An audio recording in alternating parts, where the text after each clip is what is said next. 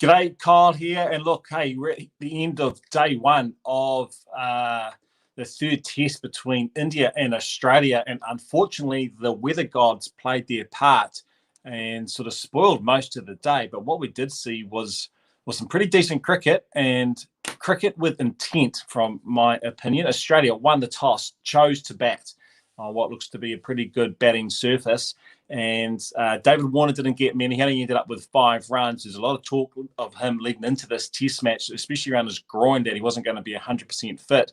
But the star of the show, Will Pucovski, and we've been waiting for this. How long have we been waiting for Will Pucovski to make his international debut? About 2 seasons, I think. Had concussions issues just before this test match. Had a great start to the first-class season in Australia for Victoria. And he does look like a player of some promise, and all the hype over the last 2 years. Well, we saw a little bit of that today. He finished up with 62, and you have to be pleased with that for your debut innings at Test cricket.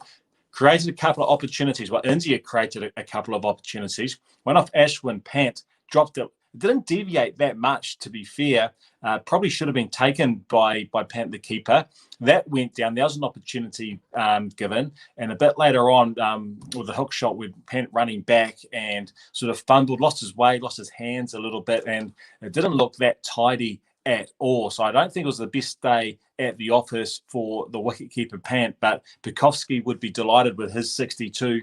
And we discussed yesterday in the preview of the show a couple of key wickets and the bowler who's going to get them out. We talked about Smith. Well, Ashwin has had his number so far this series, and I like the cat and mouse games that we have seen so far today between Ashwin and Smith. Even at one stage during the day, Ashwin was happy to give up the single to Labuschagne just to get Smith on strike to bowl to him.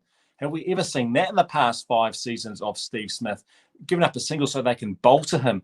Well, that's the cat and mouse games that we are witnessing at the moment. And as a spectator over here in New Zealand, I am really enjoying that battle. But Smith, I talked about intent earlier on. Well, Smith, he showed a lot of intent today. He's looking to score runs. He's really whacking his bat down on the crease. You can see that steely look in his eyes, and you can see that he is very determined to post a big score because the scores haven't gone his way so far this series.